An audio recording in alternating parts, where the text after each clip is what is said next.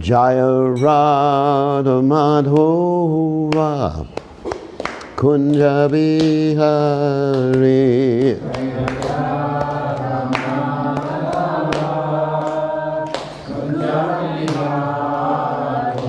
Jaya Radha Madhova Kunja Bihari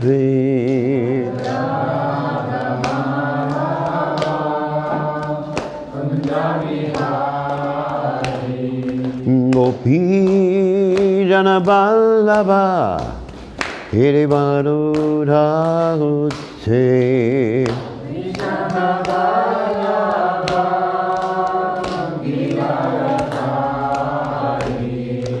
Gopi Jana Vallabha Girivarudhaute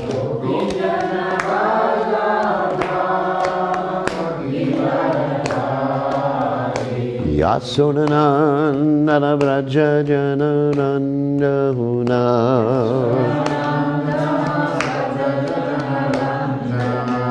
Yasodananda Vraja Janarandahuna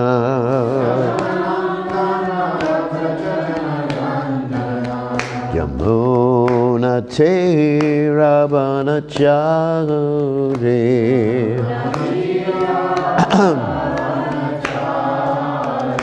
Yamuna Ravana Chare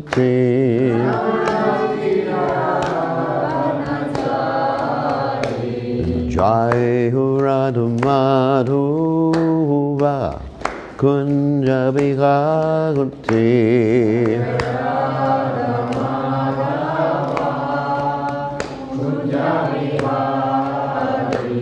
Jai Radha Madhova Kunja Bihari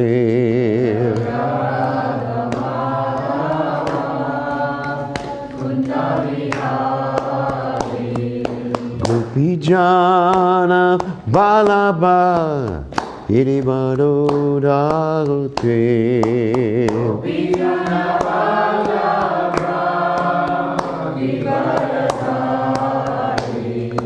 Gopi Jana Vallabha Girivarudhaute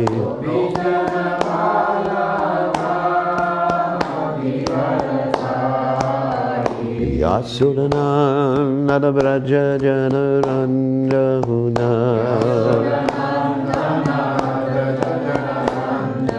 Yasodananda Vraja Janarandahuna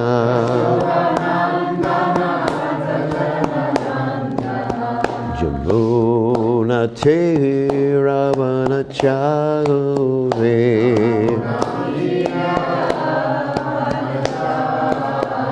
Yamuna Ravana Chare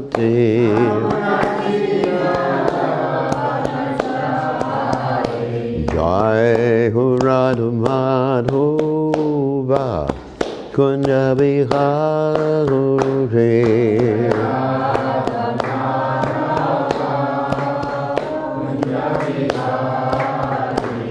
Jai Radha Madhova Kunja Bihari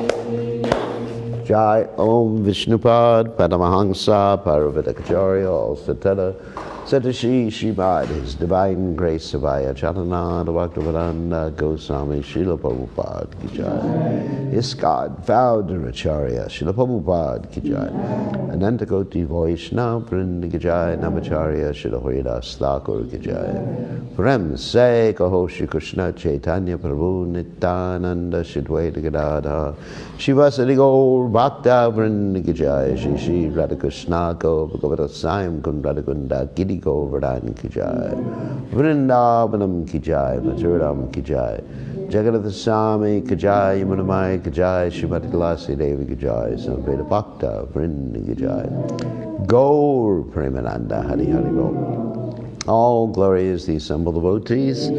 All glory is the assembled devotees. All glory is the assembled devotees. All glory is to Shri Guru and Gauranga. Srila Prabhupada ki jai. So, Om Gana Timidanda Shah Gananjana Shalakya Chakshur Midikam Yena Tasmai Shri Guru Namaha. So before reading from this nice chapter of the Krishna book, chapter 24, which is entitled Worshipping Govardhana Hill, I want to talk about Govardhana Hill's identity. Because Govardhana Hill is actually what we call God. Now that appears very strange. Why can a hill be God? So, Krishna expands in different ways. As some of you may know, that Krishna has many different expansions in different species of life. I think you've heard, of course tomorrow we're going to be celebrating Krishna's expansion as a boar, which is basically a giant pig, wild. And so Krishna appears half man, half lion, Lord Nrsimhadev. Krishna appears, he has a horse-headed incarnation. There's the Hayagriva incarnation. Krishna appears in human form, actually in every species of life. So one may ask, why does he do that? Why doesn't he just behave himself? Just stay in the spiritual world, just dance with Radharani and, play with the cowherd boys. Well, because Krishna is called Rasa Raj. Rasa Raj means basically the king of ras, and so I'm going to explain what a ras is. That means a taste. Just like most of us, except for me, when we eat, we want to have different tastes every day, right? Somehow or other. I don't. But anyway, so we,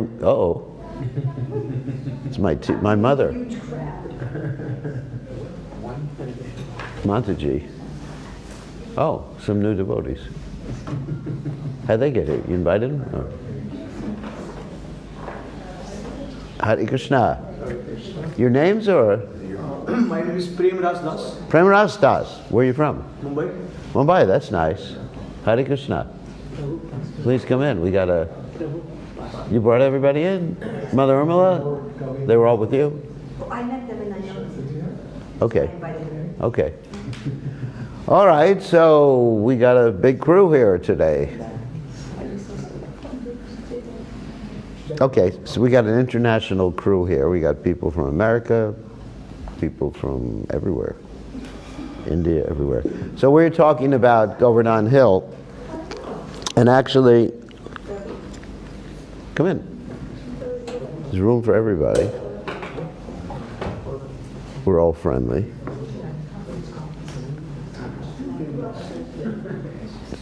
More people than we get in Nugaloka. So anyway, we were talking about why Krishna appears as Govardhana. Not only the story of Krishna, how he did it or what he did when he appeared as at Govardhana. We got more candidates here. We got the yogis coming in. Praneshwar is sleeping, so he's not coming. Okay, it's great to see everybody. So, everybody sit down. Oh, more.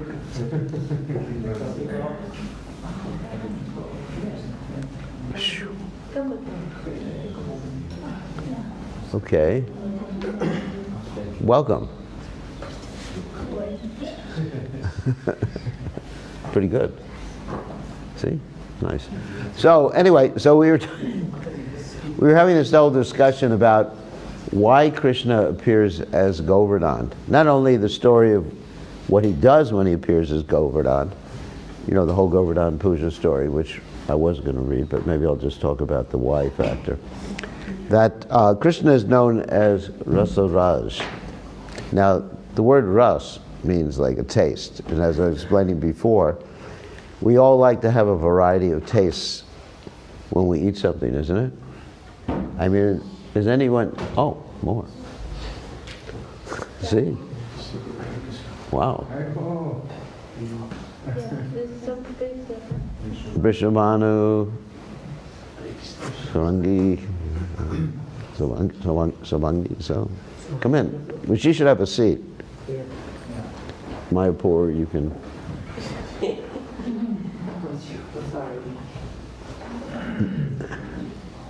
Mayapur can do it, yoga posture, so. So, okay, good to see you. Thank you. Good to see you too. Okay, so, okay, so, rewind. So, Krishna is known as Rasa Raj, and so we all like to have a variety of tastes, right? I mean, does anyone here like to eat the same thing every day?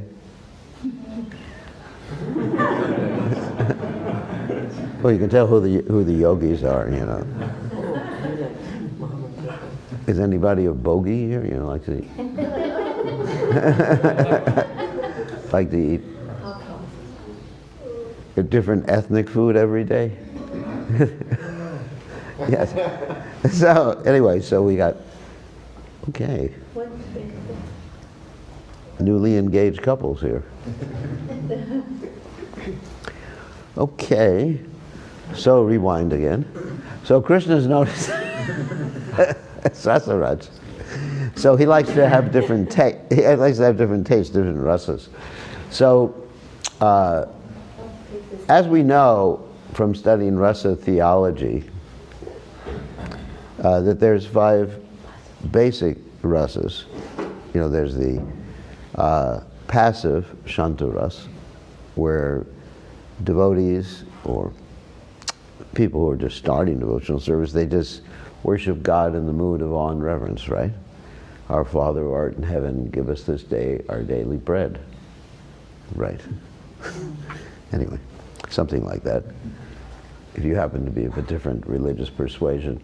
So that's Shanta, you know, God is great, you know, boy, he created the universal form. He's really cool. So, and then, you know, try not to put the back to the deities there, so, because Govardhana is there, he's watching us. And so, then you have Shantaras and Dasyaras, which is like, oh, I'm God's servant. And then after that, you have Sakya Ras. Sakya means I'm God's buddy, which is, gets a little more intimate. And Vatsalya, then I'm God's mommy. Let me chastise him.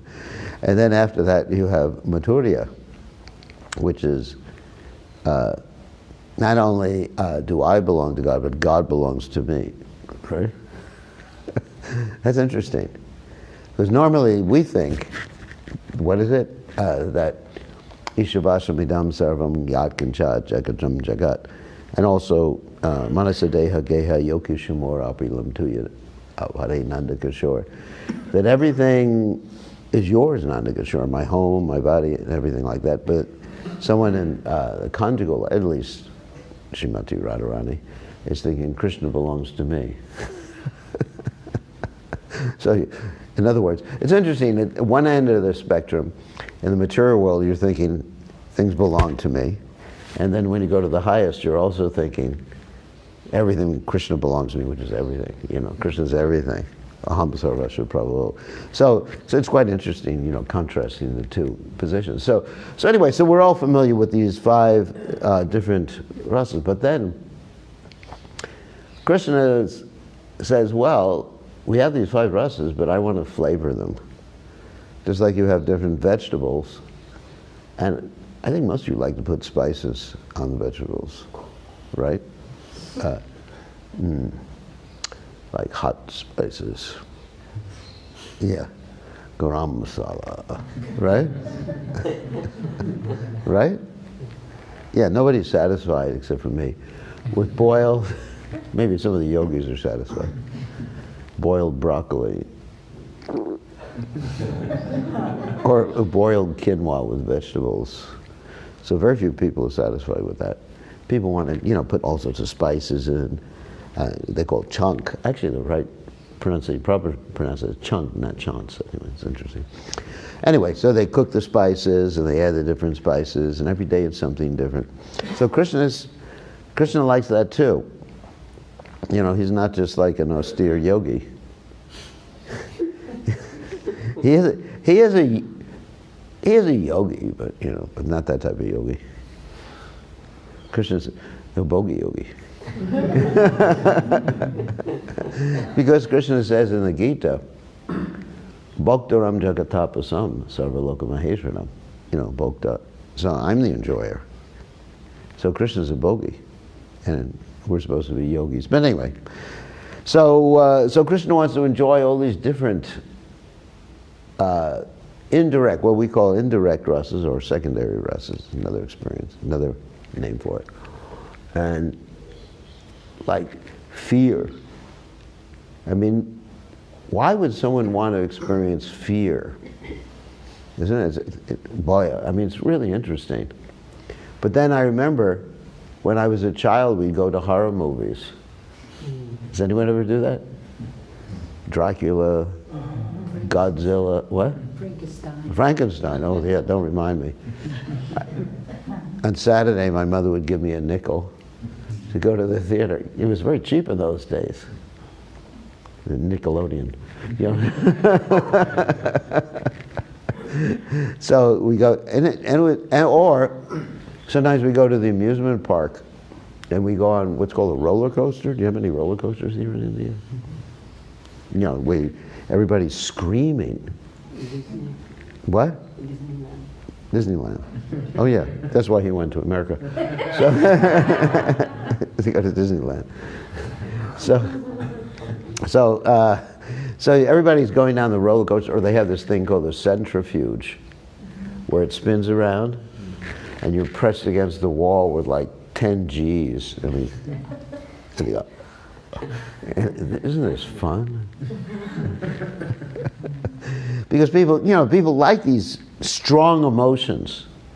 They don't like to be bored. And sometimes even people in this world just have strong emotions that, you know, they hurt themselves. You know, just so they, you know, because just boredom is actually worse than pain.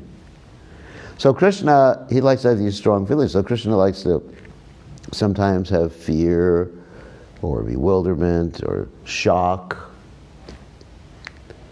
You know, adbhuta. Oh my God. Like, for example, when the coward boys marched into the Aghasura demon, and Krishna was a little shocked. He said, what am I going to do? And of course he's God, we understand that. But there's this yoga maya that Krishna employs to actually help him forget that he's God. Just like if one is, I mean, just like if one is experiencing a great happiness or intensity of emotion, one forgets one's responsibilities, isn't it? And when you go see a movie, like you see Star Wars or something, sorry about that one. But if you see Star Wars and just say, oh my God, what about Darth Vader, you know? So, some of you know Star Wars? Heard about it. You heard about it? Yeah. Never watched it? No. Too bad. My condolences to you. But or let's say you go see a Bollywood movie. You seen the Bollywood movies? Many. Many, okay. So you see a Bollywood movie. I saw one time called Oh My God. Oh, okay. Yeah, it was actually really good, educational. It was. It had bogey yogis in it. It showed one yogi. He was so-called yogi, and he was supposed to be fasting, but he couldn't fast, so he took the food with him into the toilet. He was eating in toilets where no one could see that he is. Anyway, so it's just like when you're watching a movie, you just forget about your normal life. So, of course, Krishna's normal life is enjoying. It's not that Krishna has to go to work. Just like Prabhupada told the story about how one man went into a Hindu temple And in America and in the West, we have these Hindu temples with like 20 different altars on them. In India, usually it's one deity. But in America, it's like, there's a deity for everybody. So Prabhupada tells a story how in the UK, someone went into a Hindu temple, there was like so many different deities. And this person knew nothing about Vedic culture. And he was looking at all the deities, and he pointed out Krishna, and he said, well, that's God. And the priest didn't know that Krishna was God. Funny, the English man who was probably a Malacha, he knew that Krishna was God. The rest of them didn't know. Even the Brahmin priest, Mr. Sharma, didn't know who was God. And the priest said, why? What do we think he's God? How do you know he's God? And the Englishman said, why? Because all the other deities are doing something. They're meditating, or they're, Durga's on a tigress, with her trident like that, Trishula. And this particular deity is just there with his girlfriend enjoying. Oh, we got more people coming. They're From where? Wellington. Wellington. Oh yeah. Oh yeah. I recognize. Haribol. Oh my God. See? This is Govardhana. You never know what's going to happen. Hare Krishna, good to see you.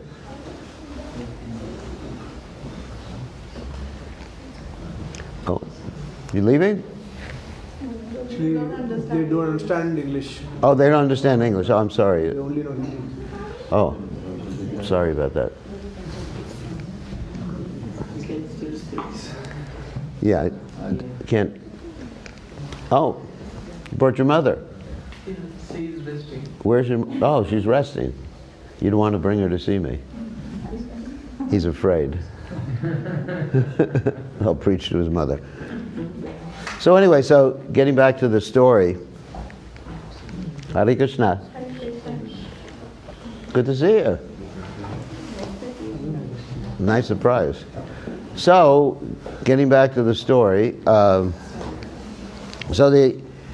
Why did the Englishmen know that that was God? Because Krishna was enjoying.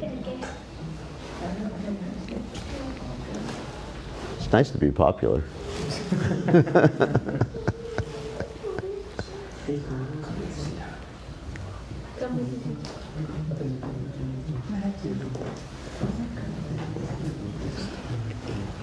Fiji devotees.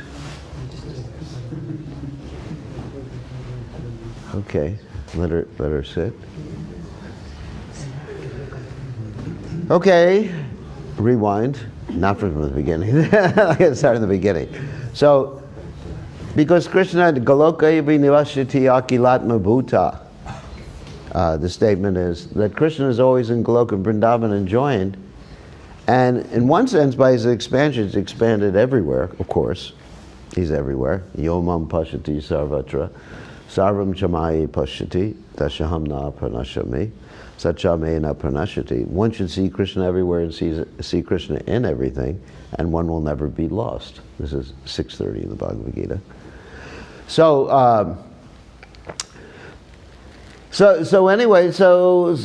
But Krishna really enjoys. Oh, another example given by Prabhupada was that Prabhupada was driving, it was in Detroit, you know this story, Brother. He was driving, when he wasn't driving, but this devotee, Ambarish, was driving Prabhupada from the airport. Ambarish is Henry Ford's great-grandson. He's a Hare Krishna devotee. See? We're making progress. So anyway, Henry Ford actually was a vegetarian, wasn't he? He was into yoga. He was into yoga and self-realization. But anyway, so he was driving Prabhupada from the airport, and they looked at the Ford Motor Company factory, and one devotee asked Ambarish, who was Henry Ford's great-grandson, "Do you work here?" And Prabhupada said, "No, he's the proprietor." He's the owner. He owns stock. Actually, no, he doesn't work.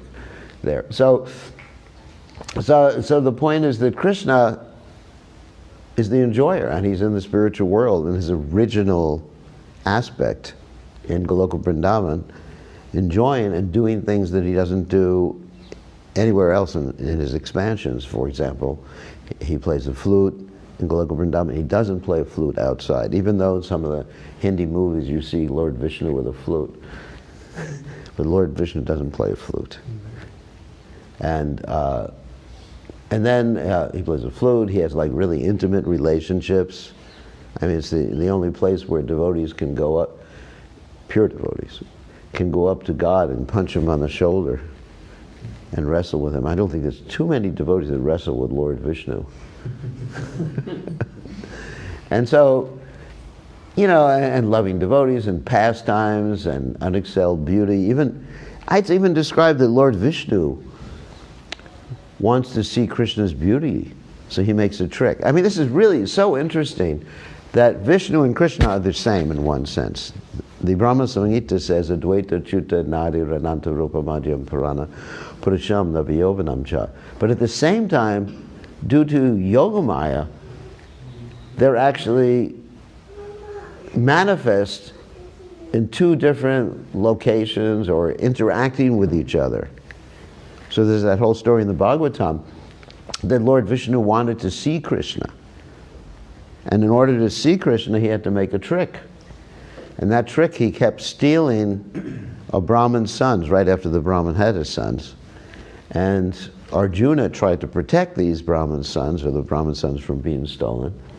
And he was unable to, and Arjuna was getting ready to commit suicide because of his inability, because he's a Kshatriya, you know, Kshatriya, and he had also taken a vow. And then Krishna just put Arjuna on his chariot, drove outside the material universe, you know, just like, phew, talk about space travel. Pierced the covering of the material universe in his chariot, and then Lord Vishnu said, I just wanted to see you. So God is really an interesting chap, you know, because he can do unlimited different things at different times and the same time, and interact with himself in different moods. But Krishna in Vrindavan is always just like engaged in intimate, loving exchanges. So we started with this talk trying to explain why Krishna takes the form of Govardhana, because Govardhana is non-different from Krishna. Because Krishna wants to enjoy interacting with himself in the form as Govardhana. Simply it. I mean, if you ask why, we were talking about this previously today with the devotees, like we should always ask ourselves why we're doing something. You know, basically it's called a sankalpa. Before you do something, you know, why are you doing it? What's the purpose? So if you ask, why does Krishna do anything, the why question, then it's simply because he wants to enjoy. Krishna's psychology is quite simple. Our psychology is quite complex. Why do I do something? Because my mother taught me to do it when I was a kid. You know, so why does Krishna live Govardhana Hill? Because he wants to enjoy interacting with himself in the form of Govardhana Hill. That's it. Simple thing like that. So who is Govardhana Hill? What is Govardhana Hill? Non-different from Krishna. And sometimes you'll find Govardhana described as the best devotee of Krishna, and other times you'll find Govardhana described as Krishna. Because Krishna expands and he becomes his best devotee. For example, in the case of Balaram and Krishna are non-different. Balaram is Krishna's first expansion. Balaram serves Krishna. He's also Krishna's devotee. He serves Krishna. It's described in the Chaitanya Bhagavatam that Balaram serves Krishna as his Brahman thread, as the Singasana in the temple, in many different ways. A sitting place, Krishna's paraphernalia. So Krishna expands himself in Braj, and he's serving himself in all of his different expansions, which is really interesting. So anyway, and so that's why Krishna appears as Govardhana. And so as far as the pastime is concerned, we want to make reference to Srila Prabhupada's Krishna book. And I was going to read if everybody can be patient as we read. Because Krishna teaches a lot of lessons too. See, when Krishna does something, there's esoteric and exoteric reasons for Krishna's doing something. Esoteric means like hidden reasons. I mean, for example, with Chaitanya Mahaprabhu, his hidden reason for appearing is because he wanted to perceive himself from the perspective of Srimati Radharani. He wanted to enjoy as his great devotee Radharani, greatest devotee Radharani enjoys. He wanted to appreciate his own beauty. That's sort of hidden. That's called esoteric. Exoteric means what most people know. He came down to teach Sankirtan, or to show the Sankirtan movement. So, in the same thing with this Govardhana Leela, there's many exoteric reasons. The esoteric reason we gave already, that Krishna just wants to enjoy. And he's enjoying, as I mentioned before, these different rasas. Like, he's worried, he's anxiety about the residents of Vrindavan, so he picks up Govardhana Hill. He's angry at Indra. You know, that's another ras. Krishna's angry at Indra. So that's esoteric. But exoteric, we find many different lessons in this particular chapter of the Srimad Bhagavatam. Maybe I won't read, I'll just speak about the lessons. One lesson is, Krishna teaches us about worshiping the demigods. That he teaches us not how to worship the demigods, but he teaches us that if you worship him, there's no need to worship the demigods. In fact, in the Gita, it's just a further elaboration. Let me take this off, because of all the people in here, the heating system is working very nicely. So, in the Gita, Krishna says, of course, about worshiping the demigods, avidi purvakam. It's not the right way. But in the Krishna book, or in Krishna's pastimes, Krishna actually shows us this. You know, he actually illustrates the Gita. And in one sense, we can actually say Krishna's pastimes are an illustration of what Krishna's lessons are in the Bhagavad Gita. So as far as worshiping the demigods, the whole story starts out with Nanda Maharaj trying to put together a Indra sacrifice. Of course, I don't think anyone worships Indra now in India, do they? Have anyone seen it? I've never seen it. Anyway, nowadays, of course, you worship Durga, you worship Ganesh, Kartikeya, and other demigods like that. I got to be careful, I don't want to offend, because offending the demigods is actually is one of the offenses on chanting Hare Krishna. So anyway, Krishna starts out, or this story starts out with Nanda Maharaj getting together this Indra Puja. The Indra Puja was generally done at the harvest time. Harvest time means like in the fall, after you've harvested and you're giving thanks like that. Many traditions have this particular type of ceremony, harvest, like Sukkot, you know about that. Harvest, giving thanks. Of course, in America, where I come from, they have a horrible tradition. They eat a turkey to give thanks. It's called Thanksgiving. Can you imagine giving thanks to God by cutting the throat of one of God's creatures? Pretty horrible, isn't it? So, anyway, so there's this giving thanks to Indra, because Indra sends the rains. If you don't get enough rains, you can't grow anything. And so, little Krishna comes and asks his father, what is the sacrifice that you're preparing for? And his father says, it's the sacrifice to Indra, because Indra is sending the rains. Without the rains, you can't grow anything.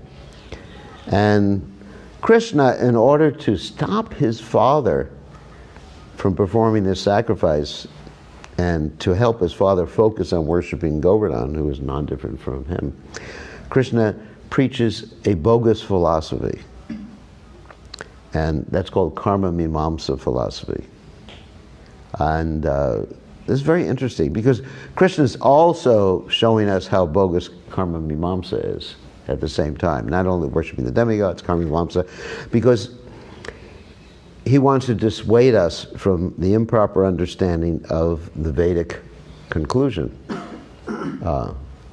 So the Karma Mimamsa philosophy is, if you act nicely in this lifetime, help a lot of old ladies cross streets or whatever, do all your pujas.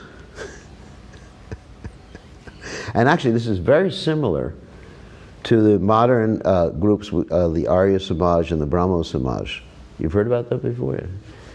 Because they're very much into the ancient Vedic literatures, the Rig Veda, Samaveda, Yajurveda, Atharva Veda, and the sacrifices. But they've sort of thrown out the whole conception of the Itihasas and the Puranas. There's Ramayana, Mahabharata, Srimad Bhagavatam, which are, of course, those are the Puranas, the Purana, and Itihasa. So they just say, you got to do your sacrifice. If you do your sacrifice, then you'll get a good result.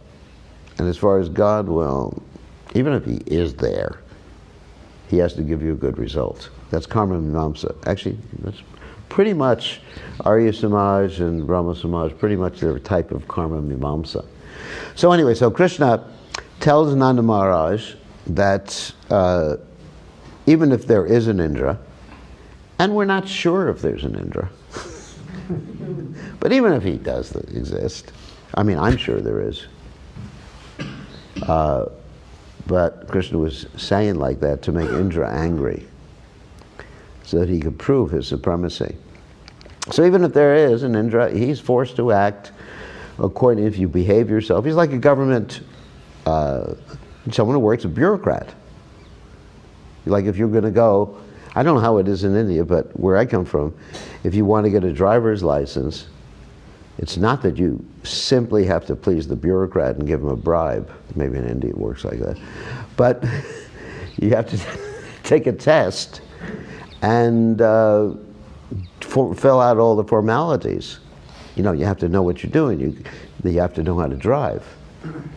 And so it doesn't matter whether the bureaucrat likes you or not. So Krishna is saying that the demigods are just bureaucrats. And they're not just bureaucrats. They do have some ability to act in different ways.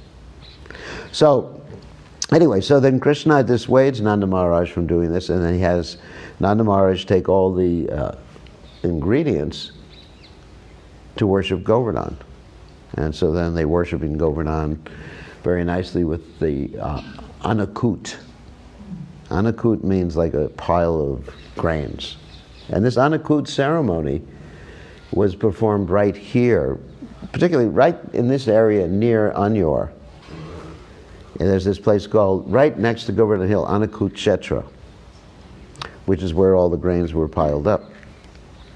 And as Govardhana was, another lesson we learned is as Govardhana was eating, assumed a gigantic form, and he was eating all these grains, Govardhana became, he ate everything, and he was still hungry. And then he said to the residents of Vrindavan, I'm still hungry. Do you have any more? Anior. And the residents didn't know what to do because they thought that's it. We've offended Indra and now we've offended Govardhana. So, we lost our caste and everything. So what should we do? And then some intelligent devotee, he took out a tulsi leaf and gave it to Govardhana. So that's another important point, is that if we want to serve Krishna, that Krishna will not accept an offering unless there's a tulsi leaf on it. What does that mean exactly? Let me just unpack that. In other words, if we want to serve Krishna, we have to get the mercy of a devotee to be able to serve Krishna. That's really what it is. It's not just like a ritual, you got to stick this leaf on it. And then magically Krishna is going to accept it. But it means that we're taking the mercy of a devotee for Krishna to be able to accept this bhoga. That's really what it means. And also when we make an offering, we make it through our spiritual master, by the mercy of our spiritual master, and he sends it up the disciplic succession to his spiritual master and it goes to Krishna. So all the time the offerings have to be made considering that we're offering to Krishna's devotees to offer to Krishna. So Tulsi is doing that. That's the reason for putting Tulsi. Not just the ritual. It's not that, Krishna likes a little green thing on his plate. But it's Tulsi, a pure devotee of Krishna. Actually, Krishna's not satisfied even if you offer him millions of sabjis and sweets if there's no Tulsi leaf.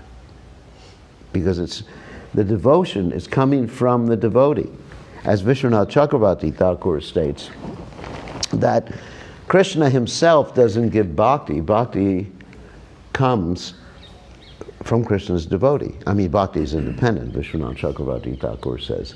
And bhakti resides in the heart of a devotee. Krishna say, Tamar Krishna dite par. Krishna is yours. Whoops, someone's phone, or that's maybe my phone. Krishna is yours. You have the power to give him. The acharyas come in. And we should simply be running behind Krishna's devotees, chanting Krishna, Krishna. So, that's why. And so anyway, so they offer Krishna or Govardhana the bhog with the Tulsi leaf. Govardhana takes it. And then Indra, after that particular point, of course the residents of Vrindavan circumambulate Govardhana. And then Indra becomes very angry. You know the story that Krishna becomes in anxiety about saving the residents of Govardhana, and he lifts up Govardhana hill. And the acharyas describe that not only did Krishna lift up Govardhana hill for 7 days and everything was all right, but there was a whole basic valley underneath Govardhana hill with rivers and anything and vegetables and whatever people wanted. This is in the Ananda Vrindavan Champu by Kavi Khanapur. If anyone is interested in the Ananda Vrindavan Champu, I've done a whole narration of it that's available on iskondesiretree.com for free. We're not selling it.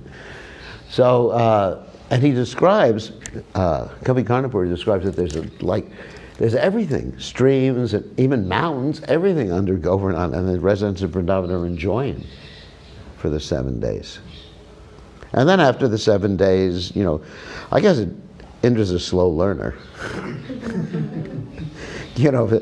If I try to attack someone and they lift it up a hill, I pretty much get the lesson immediately, isn't it? I think I made a mistake. So, and of course, also Indra sees the Sudarshan chakra, which is hovering over the center of Govardhana, protecting Govardhana from getting wet. The rain that fell elsewhere in Braj fell and was collected in this Sankarshan Kund, which is right near Anyor. But the rain that fell on top of Govardhana was dried up by the Sudarshan chakra, which we actually saw the place today on pilgrimage. We went around Govardhana. We went to that place. There's a chakra tree right where the Sudarshan chakra hovered above. And there's also a deity of Lord Shiva, Chakaleshwar Mahadev, who was the guardian of that particular area, right in the center of Govardhana. So Indra, he takes 7 days to learn his lesson. He feels really guilty about the whole thing. Not just guilty, he's scared. And then he stops the rain, and he's thinking, I'm in trouble. And he's thinking, what am I going to do? Because, if he can lift Govardhana hill, has a Sudarshan chakra, then what is he going to do to me? And then so Indra, in order to pacify Krishna, first brings the Surabhi cow, because he knows Krishna is Govinda. Actually, he gives Krishna the name Govinda during this whole pastime. So he knows Krishna is the protector of the cows. And he brings the Surabhi cow with the milk from the heavenly planets. And Krishna becomes pacified, then Indra apologizes, gives Krishna a bath with the heavenly, the Ganges from the heavenly planets that was brought by Aryavata. And anyway, that's the Govardhana Puja story. And so Krishna is enjoying the whole thing. He's enjoying interacting with Indra. He's enjoying teaching Indra a lesson. He's enjoying lifting himself up in the form of Govardhana hill. And Krishna says that anyone who knows or hears this pastime will never be bothered by the snakes on Govardhana. Because there are snakes here. Actually, one time we were Mayapur knows about this. They opened up the electrical panel here, and a cobra was looking at us. So there are snakes here. And Krishna, it says that those who don't worship Govardhana properly, guess what? Snakes will bite them. I read there was one time, one person, who shall remain nameless, was holding a Govardhana puja ceremony at their house. And they invited me to come, and I said, I'm not coming. And they said, well, you'll be bitten by the snakes or something like that. So I immediately came over. So anyway, so that's the Govardhana pastime, and we're very fortunate to be here. And it's the holiest place. The holiest place in Braj. Braj is the holiest place anywhere. Actually, in Braj, all the holy places have their original forms. For example, there's a Lakshman Julan here in Braj. You may not know that. There's everything. All the Himalayas are here. Badarik Ashram is here. Has anyone here been to Badarik Ashram in Braj? I'm sure you have. No? Anyone here been there? You've been there. There's Badarik Ashram, Narayan Rishis are there. I mean, it's pretty amazing. So all the holy places are contained here. So people often ask me, why don't you go to all the holy places in India? I say, well, I just stay in Braj. And then in Braj, the holiest place is Govardhana. And in Govardhana, the holiest place is Radhakund and Shaimakund. So we don't have to go anywhere else. We can just stay here in Braj and chant the holy names. And respect the Brajabasis, who are very dear, even though we may not understand how everyone here is very dear to Krishna. They are residents of the spiritual world. Lord Chaitanya Mahaprabhu advised his associate Jagadananda Pandit to be very careful when he was here. Because Jagadananda Pandit actually is Satyabhama in Dwarka Leela. He had a habit sometimes of getting angry. In fact, he even got angry at Sanatana Goswami one time for a very small reason. So he said, you will not understand the mood of the people here. And he said to Jagadananda Pandit, you're in a different mood. So just stay for a short time and only stay with Sanatana Goswami. So we have to, that's very important, worshiping Govardhana, like we're talking about how Govardhana would only accept food, or Krishna only accepts food when there's a tulsi leaf. So we have to really, to please Govardhana, we have to please Govardhana's devotees too. We should think, no matter who it is, you know, someone small, big, different caste, it doesn't matter. They're all great personalities. Even in Jagannath Puri, it's described that the residents of the heavenly planets look down upon the residents of Jagannath Puri and they see everyone with forearms. And here, it's not forearms. Nobody has forearms here. Except when Krishna wants to hide from the gopis, then he has forearms. There's this Chaturbhuj temple, which is right here at Govardhana. And when Krishna was hiding from the gopis, he manifested forearms, and the gopis were looking for him, and they just simply asked Krishna. They asked who they thought was Narayan, where's Krishna? But when Radharani came, Krishna couldn't keep the extra two arms. But other than that, who knows who these people are here? So we should actually worship not only Govardhana, but the people here in Braj. And then we can understand Govardhana and Krishna consciousness. All right, so any questions or comments? We were just part of the Barsamai camp. Oh, Barshana, the eye camp. Yeah. Oh, really? Yeah. So you're doing cataract surgery on people, or? Yeah. We didn't do the surgeries, but we were assisting. So, Assisting. different areas. That's good. Serving the devotees of Barshana, very nice. They're very simple people, full of gratitude Yeah. for us, and they were just like blessing us, like giving us heaps of blessings. You're very fortunate. Love is overflowing. Yeah. You're very fortunate to be able to serve. They're very simple and very humorous too. Yeah. We discovered that yesterday, 2 days ago, when we were doing a fire sacrifice, and the bees attacked us. And we had to run away from the bees. All the residents of Braj were laughing at us. Very humorous. So yes, they're very wonderful. We don't see their true position. Yeah. You know, we have to be very careful dealing with them and serve them. It's an experience of all the devotees that whenever they are sleeping Yeah. and whenever they are not even like conscious, but still they are always chanting Radhe, Radhe, Radhe. Radhe, Radhe. They were Continuously chanting. pain. Like there was one lady, old lady, who came after operation, and she was in pain. She was in Radhe, Radhe. I was looking at her and thinking, if I'm in pain, I don't know. I don't know what I'm going to say. Say ouch. Expletives. Oh my God. Yeah, so I mean they're with Krishna. I mean Krishna's their friend. They're playing with Krishna. I mean just like that story of Madan Gopal. You know the story of Madan Gopal? When all right, I'll tell the story. So when Advaitacharya came here to Braj, he found this deity of Madan Gopal, who later on became Madan Mohan. So what he did is he didn't take the deity with him. He gave him to a family in Mathura, Chobe Brahmin family. Some of you, I'm sure, have heard this story. And this family was treating the deity just like their son. They had another son, and their other son, you know, the human son, was playing marbles with the deity, you know, like people play marbles. And when it came time to eat prasadam, the deity would sit at the dinner table with everybody else.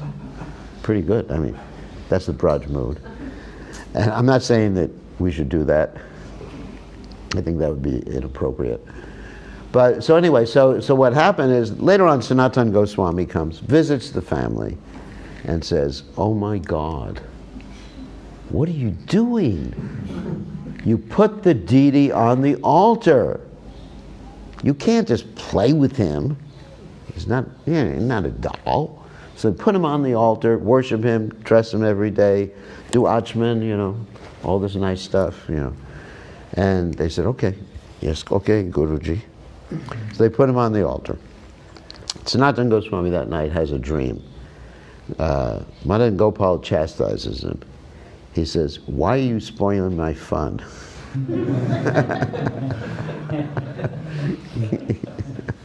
Isn't that? And he said, the deity says, "Now you'll have to take care of me." And so Sanatana Goswami says, "No, I can't do that.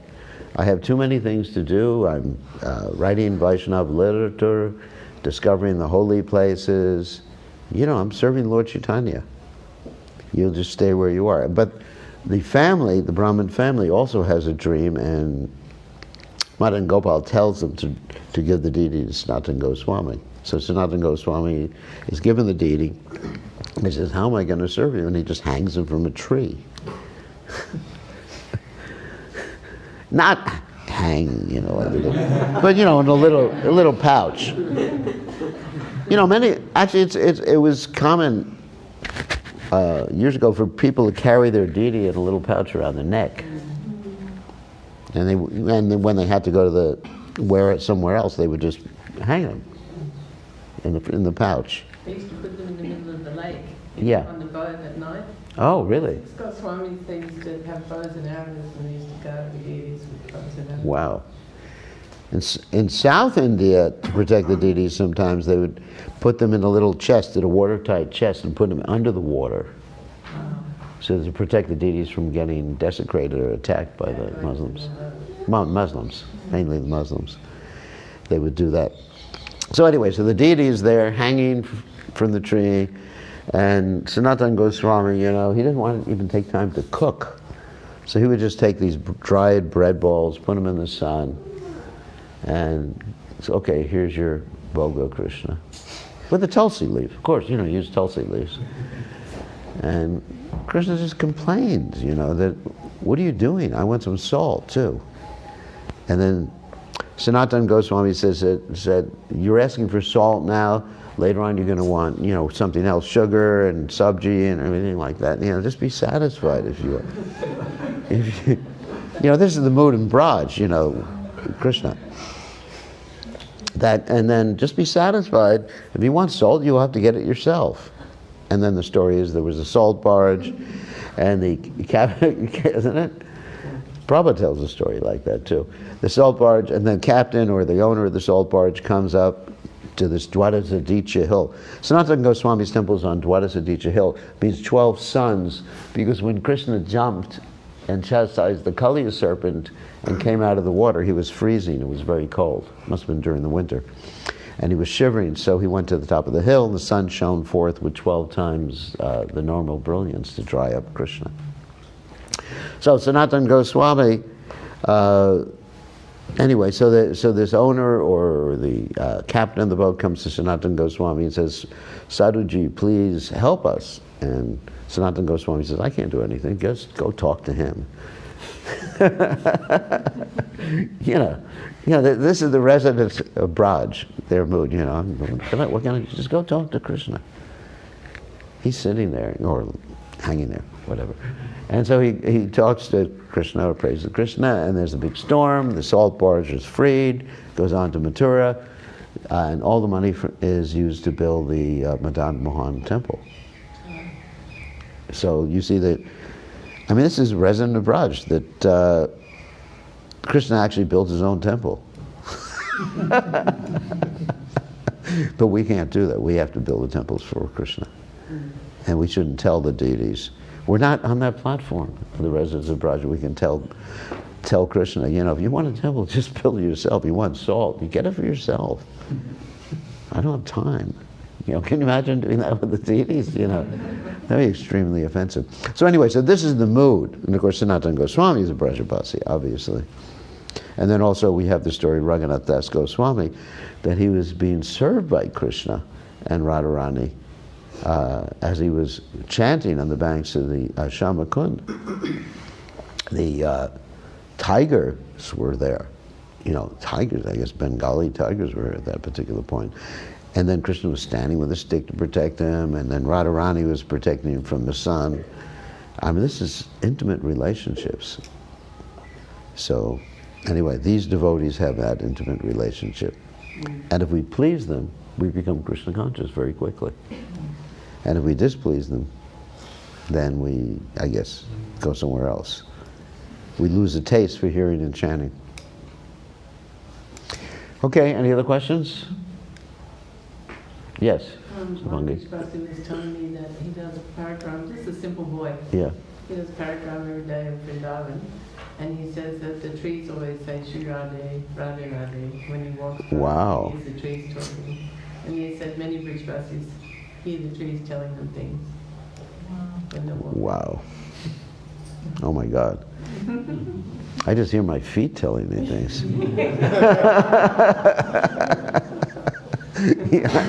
I'm tired.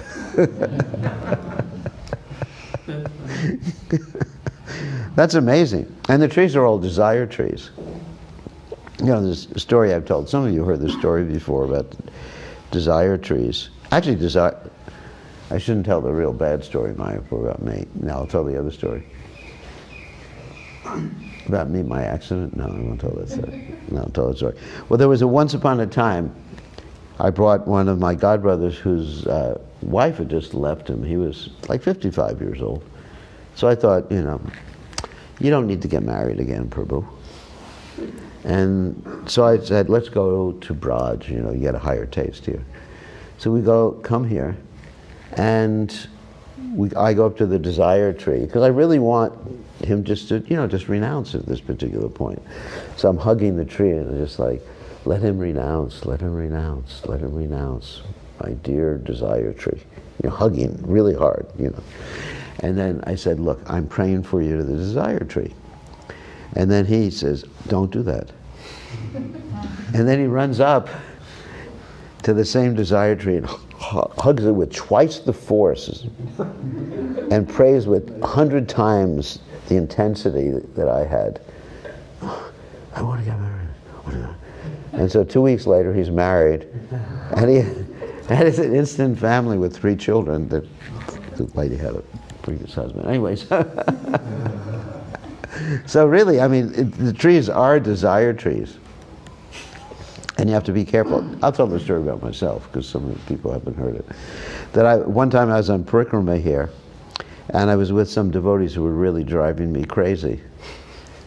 And I just said out loud to in Braj, Krishna, make some arrangements so I don't have to go on parikrama with these people.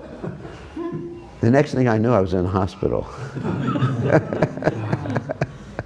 And it's just, you know, and it wasn't a type of accident anybody could ever imagine they're having. I'm not going to describe what type of accident, but it was something nobody would ever think would happen in the three worlds. No, you know, it was the first person to ever have this type of accident in the material creation. So basically I couldn't sit. Krishna spanked me. And I couldn't sit for like, how many days, Mayapur? A week. I couldn't sit for a week, you know, so Krishna said, all right, you don't have to go in parikrama with these people. So you have to be careful what you ask for. I mean, almost like the Mahabharata story where Draupadi was asking for a husband, and she asked 5 times, and she didn't want 5 husbands, but she was just enthusiastic. She wasn't careful what she asked for. And Lord Shiva said, yeah, you got 5 husbands. So whatever you ask for here, you get pretty quickly.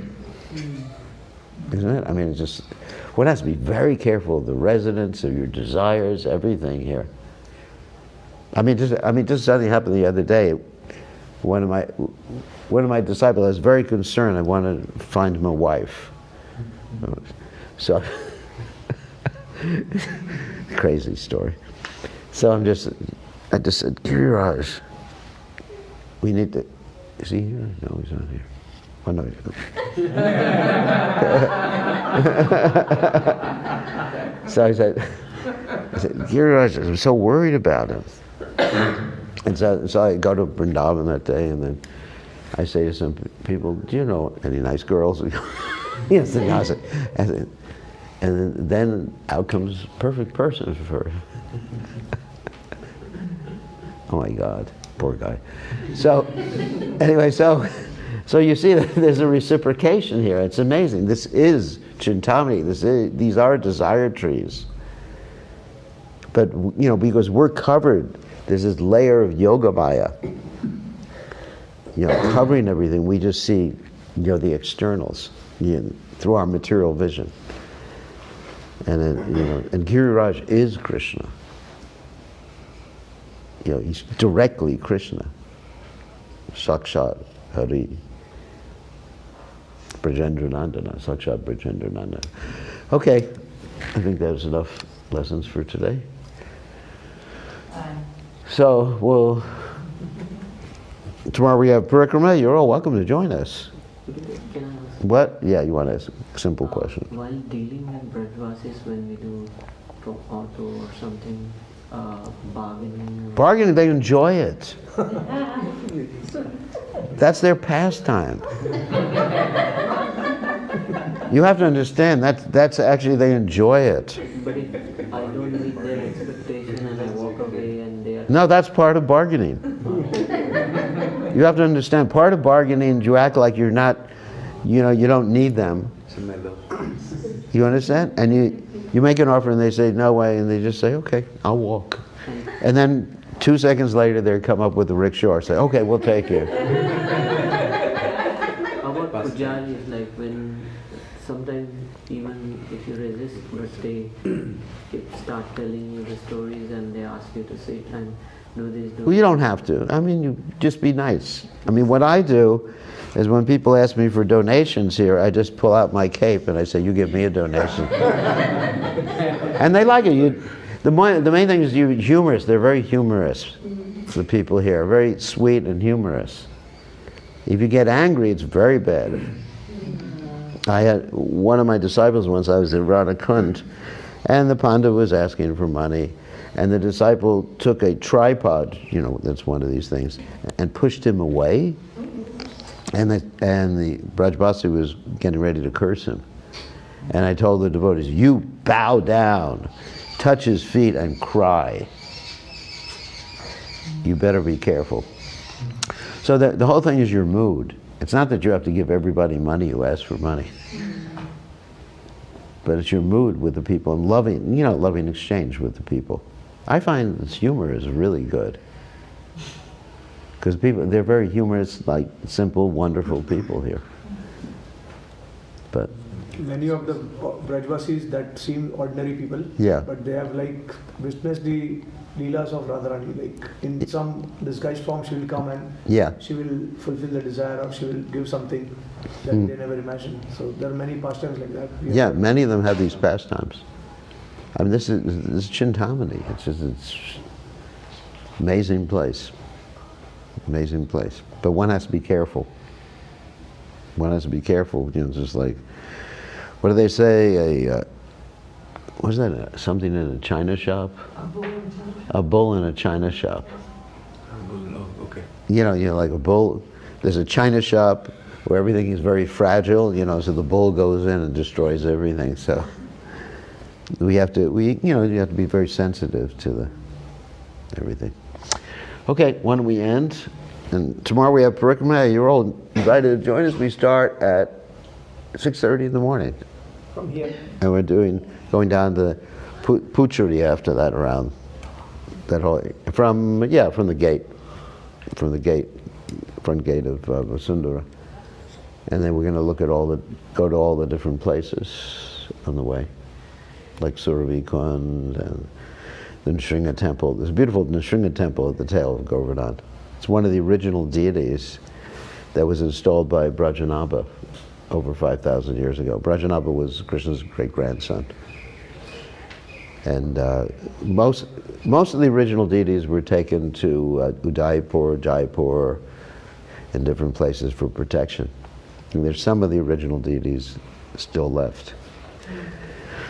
So, on that happy note, all glories to Srila Prabhupada. Srila Prabhupada ki jai.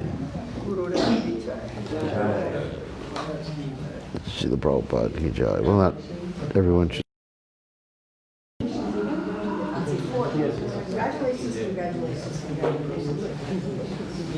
Big crowd. No. We are just volunteers like serving because they need many volunteers to control the crowd.